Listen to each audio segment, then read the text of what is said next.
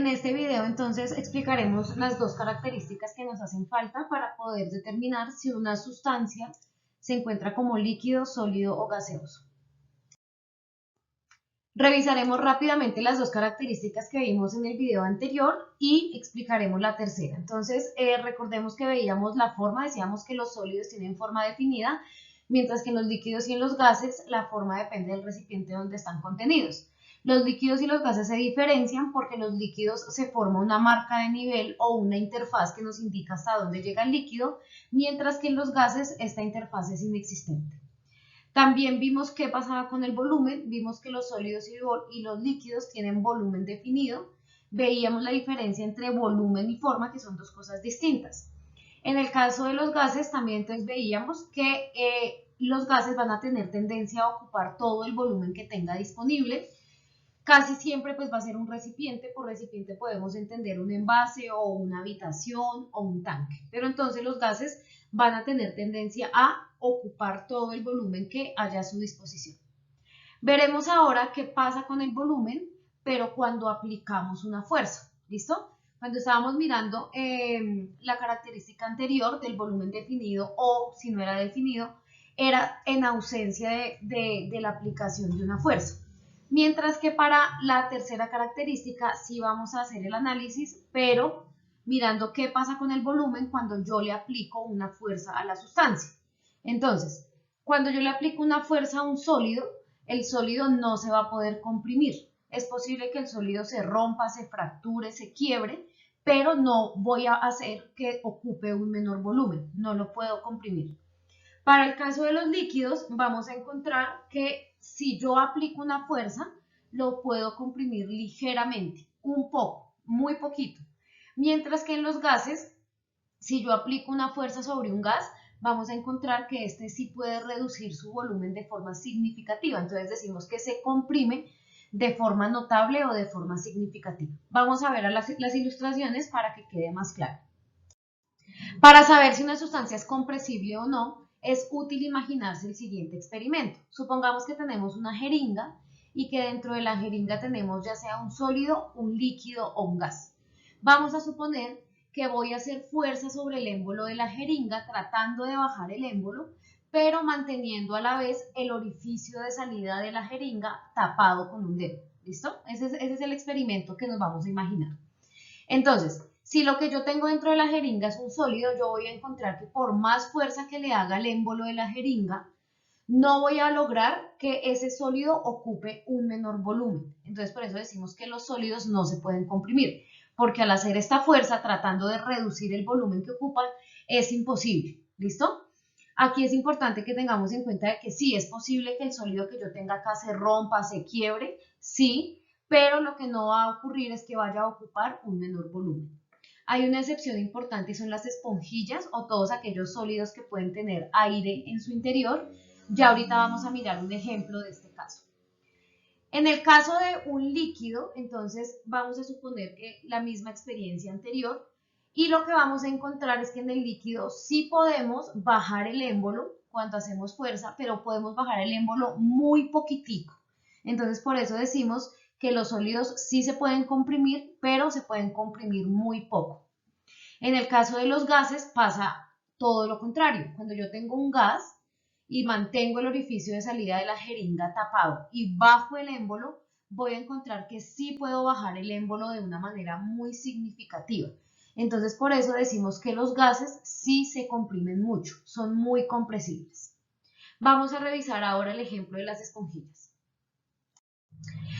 Aquí tenemos una esponjilla, la esponjilla es un sólido, ¿listo? La esponjilla es un sólido porque tiene forma y volumen definidos. Sin embargo, cuando yo le hago fuerza o aprieto una esponjilla, yo puedo ver que sí es posible que yo haga que ella ocupe un menor volumen, ¿cierto? Es decir, que la estaría comprimiendo.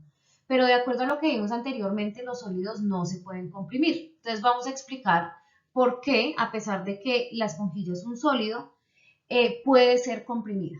Aquí básicamente hay dos fenómenos que contribuyen a esto. Primero, que las esponjillas son sólidos que atrapan aire en su interior y el otro fenómeno es que ese aire queda atrapado en paredes que son flexibles.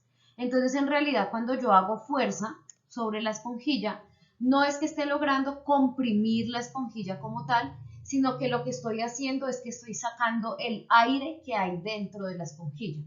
Al sacar el aire, entonces puedo reducir el volumen que ocupa la esponjilla y podría decirse que la puedo comprimir. En realidad no es que esté comprimiendo la esponjilla, lo que estoy haciendo es sacar el aire que está dentro de la esponjilla.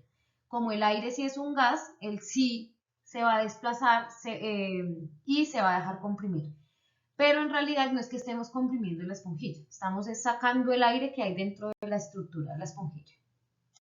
Para finalizar, vamos a ver la última característica que nos permite diferenciar un sólido de un líquido y un gas. Esta característica es la capacidad de fluir. Los sólidos se caracterizan porque no fluyen, mientras que los líquidos y los gases sí logran fluir. Entonces vamos a ver algunos ejemplos para que nos quede más clara esta diferencia. Cuando queremos pensar en si algo fluye o no, es útil que pensemos en qué pasa cuando hacemos una fuerza prolongada sobre esa sustancia.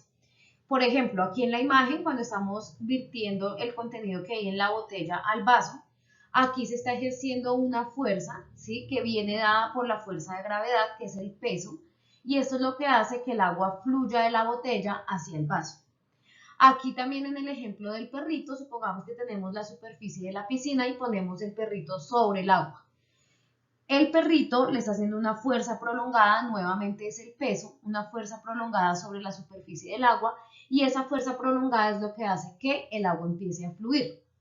Es importante distinguir que solamente fluyen los líquidos o los gases. Ya vamos a mirar qué pasa con los sólidos cuando aplicamos una fuerza prolongada. Tenemos entonces que de manera específica los líquidos siempre van a fluir de donde haya una mayor altura a donde haya una menor altura. En caso de que nosotros queramos hacer que un líquido fluya de una menor altura a una mayor altura, debemos impulsar ese líquido para que pueda fluir en sentido opuesto. Esto usualmente se hace con bombas y es la manera, por ejemplo, como funcionan los conjuntos de edificios que son muy altos, para que el agua pueda llegar hasta los últimos pisos. Entonces, en este caso, ustedes se dan cuenta que el orden del flujo del agua no es de donde haya mayor altura, menor altura, sino que es lo contrario. Como es lo contrario, pues se requiere del uso de bombas para que el agua pueda llegar hasta los pisos superiores. Otro criterio que es menos común y es que los líquidos pueden fluir siempre de donde haya una mayor presión a una menor presión. Esa es otra característica, aunque en la vida cotidiana es más difícil de observar. En los gases, entonces también vamos a tener que van a fluir siempre donde haya una mayor a una menor presión.